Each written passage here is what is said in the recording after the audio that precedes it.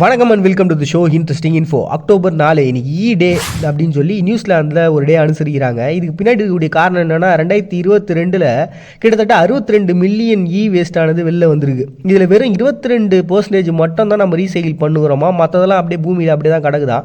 இதில் பாதரசம் உட்பட கிட்டத்தட்ட 10 மின்கழிவுகளானது வெளில வருது. இது மனிதர்களுக்கும் சரி, இயற்கைக்கும் சரி, விலங்கினங்களுக்கும் சரி பெரிய லெவலில் பாதிப்பை கொடுத்துட்ருக்கு. ஸோ இப்படி ஒரு விஷம் நம்மளை சுற்றி இருந்துக்கிட்டே இருக்கு. அதை கரெக்டாக நம்ம ரீசைக்கிள் பண்ண வேண்டியது நம்ம அவசியம் அப்படின்றத உணர்ந்த நியூசிலாந்து என்ன பண்ணாங்க, 2006 கிட்டத்தட்ட 5.1 டன்னு சேகரித்து அதை ரீசைக்கிள் பண்ண ஆரம்பித்தாங்க.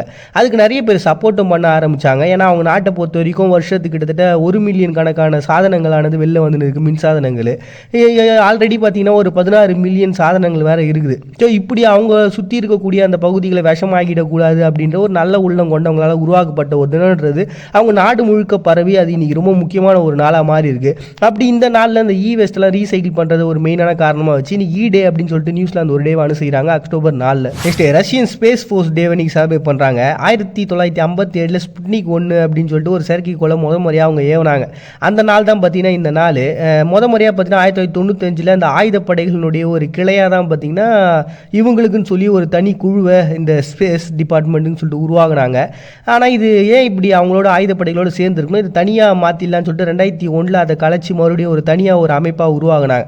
அதுக்கப்புறம் மறுபடியும் 2015 அது ஒரு மறுசீரமைப்புகள் அப்படி இப்படின்னு செஞ்சாங்க. ஸோ இப்போதைக்கு அந்த ஸ்பேஸ் ஃபோர்ஸ்னுடைய வேலையாக என்ன இருக்குன்னு பார்த்தீங்கன்னா, இப்போ யாராவது இங்கே வேறு நாட்டிலேருந்து நம்ம நாட்டில் குண்டு போட போகிறாங்களா, இல்லை கரெக்டாக நம்ம விட்டு அந்த செயற்கைக்கோள்கள்லாம் அந்த வட்டப்பாதையில் தான் சுற்றிக்கிட்டு இருக்கா, இல்லை ஏதாச்சும் ஒரு தாக்குதல்ன்றது நடந்துக்கிட்டு இருக்கா, இந்த வான்வெளி சம்மந்தப்பட்ட நிகழ்வுகளும் இந்த செயற்கைக்கோளை உருவாக்குறது அப்படின்னு சொல்லிட்டு அது சம்மந்தப்பட்ட துறைகள்லாம் இருக்கும்ல. ஸோ இது எல்லாத்தையும் வேலை செய்கிறவங்களை கொண்டாடுறதுக்காக உருவாக்கப்பட்ட ஒரு தினமாக அந்த ஃபஸ்ட் டைம் அந்த செயற்கைக்கோளை 1957 ஏவனாங்களே அந்த நாள் சூஸ் பண்ணி தான் பார்த்தீங்கன்னா இன்றைக்கி ரஷ்யா ஸ்பேஸ் ஃபோர்ஸ் டேன்னு சொல்லிட்டு செலிப்ரேட் பண்ணுறாங்க அக்டோபர் 4. அதுதான் இன்றைக்கி வேர்ல்டு ஸ்மைலி டே அப்படின்னு சொல்லிட்டு அமெரிக்காவும் அதை ஆதரிக்கக்கூடிய நாடுகளுடைய ஒரு செலிப்ரேஷன் தான் இது. 1965 ஹெர்வி பால் அப்படின்ற ஒரு பர்சன் மேசசூசெட்ஸ் நிறுவனத்தில் ஒரு பணியமர்த்தப்படுறாரு. இவர் ஒரு காமெடிக்கல் ஆர்டிஸ்ட்னு வச்சிங்களேன். அதாவது இப்போ வெளியிலேருந்து ஊழியர்களுடைய நலனை கருதி அவங்களுக்கும் சில ட்ரைனிங்லாம் கொடுக்கறதுக்காக கூட்டின்னு வருவாங்களே அந்த மாதிரியான ஒரு பர்சன் தான். இவங்க என்ன பண்ணியிருக்காங்கன்னா, இந்த நிறுவனத்தில் அவங்களுடைய பண்ணுறதுக்கு அவங்களுக்கு ஏதாவது ஒரு ஐடியாஸ் இருந்தால் சொல்லுங்கள் அப்படின்னு சொல்லும்பொழுது ஒரு 10 நிமிஷத்தில் உருவான ஒரு ஐடியா தான் இந்த ஸ்மைலி பால்.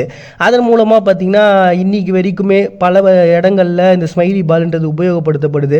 அது ஒரு எந்துவான ஒரு நிகழ்வாகவும் எப்போ பாரு உருன்னு முகத்தை வச்சுன்னு இல்லாமல் எப்பவுமே சிரிச்சுக்கிட்டு இருங்க அப்படின்னு சொல்லி மற்றவங்கள ஒரு மறைமுகமான ஒரு அழகான ஒரு எண்ணத்தை உருவாக்குற ஒரு சிம்பிளாக இது மாறி போச்சு. அதை கொண்டாடணும்னு சொல்லிட்டு உருவாக்கப்பட்ட ஒரு தினம் அதான். 2001 இவரோட இறப்புன்றது அது இன்னுமே அதிகப்படுத்தி அந்த நாளை உருவாக்குறதுக்கு பேஸாக அமைஞ்சிச்சு. அப்படி உருவாக்கப்பட்ட ஒரு நாளை தான் வேர்ல்டு ஸ்மைலி டே அப்படின்னு சொல்லிட்டு நீ செலிப்ரேட் பண்ணுறாங்க அக்டோபர் 4. நெக்ஸ்ட் இன்னைக்கு வேர்ல்டு அனிமல் டேவை அனுசரிக்கிறாங்க. இன்னைக்கு உலகம் முழுக்க பார்த்தீங்கன்னா ஏகப்பட்ட அனிமல் வந்து நம்ம இழந்திருக்கோம். அதில் குறிப்பாக சொல்லணும்னா டோடோ பறவைன்னு சொல்லிட்டு ஒரு பறவை இனத்தையே நம்ம சாப்பிட்டு அழிச்சோம், ஞாபகம் இருக்குதுங்களா? அதே மாதிரி குவாக்கான்ற ஒரு தென்னாப்பிரிக்கா குதிரையை கூட நம்ம அழிச்சிருக்கிறோம் வேட்டையாடி. அதுக்கப்புறம் டஃபி அப்படின்னு சொல்லிட்டு ஒரு மரத்தவளைகள் இருக்குது. 2014 அது முழுசாக அழிஞ்சு போச்சு அப்படின்னு சொல்லிட்டு அதனுடைய அறிக்கைக்கிட்டாங்க. இப்படி கிட்டத்தட்ட 1500 அதுக்கப்புறம் கடந்த ஒரு 500 வருஷத்துக்கு கேப்பில் மட்டுமே 881 விலங்குகள் காணாமல் போயிருக்கு, அழிஞ்சு போயிருக்குது. இவ்வளோ விலங்குகள் அழிஞ்சு இருக்குன்றது பார்த்தீங்கன்னா ஜஸ்ட் ஒரு கணக்கெடுப்பு மட்டும்தான். இன்னுமே அந்த ஆராய்ச்சியாளர்கள் வந்து சந்தேகப்படுறது இதெல்லாம் இருக்குதா இல்லையானே தெரியல அப்படின்னு சொல்லிட்டு ஒரு சந்தேகம் வைப்பாங்களே, அந்தமாரி சந்தேகப்பட்டாங்க அப்படின்னா கிட்டத்தட்ட 1473 அனிமல் வந்து அழிஞ்சு போயிருக்கிறதுக்கு வாய்ப்பு இருக்குது அப்படின்னு சொல்கிறாங்க. ஸோ இதுக்காக ஒரு பெரிய சூழல் சம்மந்தப்பட்டவங்களாம் பேசுவாங்களே. அப்படி 1931 இத்தாலி நாட்டில் சூழலியாளர்கள்லாம் ஒன்றா சேர்ந்து ஒரு பெரிய மாநாட்டை நடத்துகிறாங்க. அந்த மாநாட்டு மூலமாக தான் இந்த டேட்டுன்றது சூஸ் பண்ணப்பட்டிருக்கு. அதில் இந்த டேட்டை ஸ்பெசிஃபிக்காக அவங்க சூஸ் பண்ணதுக்கு காரணம் இருக்குது. இந்த கத்தோலிக் திருச்சபையில் ஒரு துறவியாக இருந்த பிரான்சிஸ் அசிசி அப்படின்றவங்க இந்த விலங்கு மேலே ரொம்பவுமே பாசமாக இருந்த ஒரு பர்சனு. அதனால் அப்படி ஒரு கத்தோலிக் திருச்சபையினுடைய ஒரு கொண்டாட்டங்கள்னால வந்து சூஸ் பண்ணி இன்றைக்கி வந்து பார்த்திங்கன்னா இன்றைக்கி வேர்ல்டு அனிமல் டே அப்படின்னு சொல்லி அந்த அனிமலையும் அந்த ஸ்பீஷீஸை நம்ம அழிச்சிடக்கூடாது அப்படின்னு சொல்லிட்டு அனுசரிக்கிற ஒரு நாளாக வச்சுருக்காங்க அக்டோபர் 4.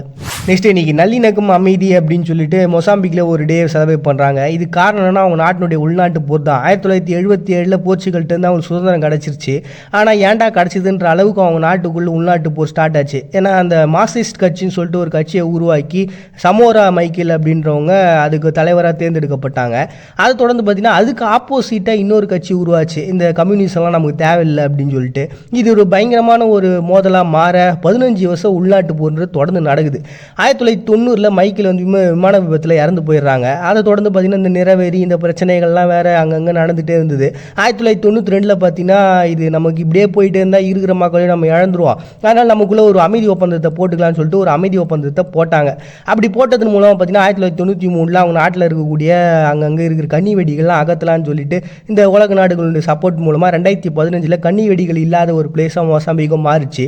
ஆனால் இது 2013 பார்த்தீங்கன்னா இந்த ப்ராப்ளம் அப்படின்றது மறுபடியும் ஸ்டார்ட் ஆக ஆரம்பிச்சிச்சு. 2 விதமான குரூப்புக்கும் நடுவில். ஆல்ரெடி நம்ம நிறைய பேர் இழந்துருக்கிறோம், மறுபடியும் இந்த பிரச்சனையை ஏன்டா ஸ்டார்ட் பண்ணுறீங்க, இதெல்லாம் கொஞ்சம் ஞாபகம் வச்சுங்க, நம்ம எவ்வளோ பெரிய பிரச்சனையை சந்திச்சிருக்கிறோம், வரலாறுன்றது எப்படிப்பட்ட ஒன்றா இருந்திருக்கு அப்படின்றத கொஞ்சம் திரும்பி பாருங்கள், அதனால் நம்மளாம் கொஞ்சம் அமைதியாகவும் இந்த நல்லிணக்கத்தோடும் நம்ம இருக்கணும் அப்படின்ற ஒரு காரணத்தால் உருவாக்கப்பட்ட ஒரு தினமாக தான் இன்றைக்கி மொசாம்பிக் ஒரு டே வந்து அனுசரிக்கிறாங்க அக்டோபர் 4.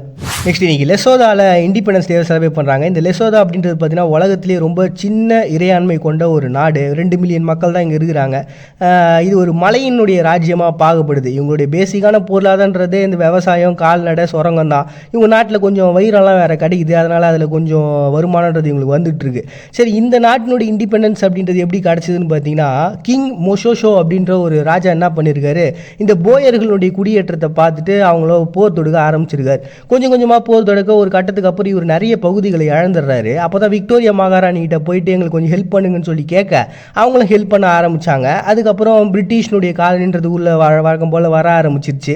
இவருடைய இறப்புன்றது நடந்ததுக்கு அப்புறம் முழுக்கவும் அது பிரிட்டிஷ்னுடைய காலனியாகவும் மாற ஆரம்பிச்சிருச்சு. அதுக்கப்புறம் அங்கே அரசியல் உருவாக, அந்த அரசியல் மூலமாக இவங்களுக்கு சுதந்திர தாக்கங்கள்ன்றது அதிகமாக ஏற்பட 1964 அந்த ஐக்கிய ராஜ்யத்துலேருந்து இவங்களுக்கு ஒரு பெரிய சுதந்திரம் கிடச்சிது. அதை தான் இன்றைக்கி லெசோதா வந்து இண்டிபெண்டன்ஸ் டேவாக செலிப்ரேட் பண்ணுறாங்க அக்டோபர் 4. எதையோ சந்தோஷம்னு தேடி ஓடி அடைஞ்சாலும் அடையலைனாலும் மன அமைதியும் சந்தோஷமும் மனசை பொறுத்து தான் அமைது அப்படிங்கிறது தான் முடிவாக வருது. மறுபடியும் உங்களை நாளைக்கு வந்து சந்திக்கிறது. நான் உங்கள் பண்ண நீங்கள் பார்த்துட்டு இருக்கீங்க இந்த நிகழ்ச்சி இன்ட்ரெஸ்டிங் இன்ஃபோ.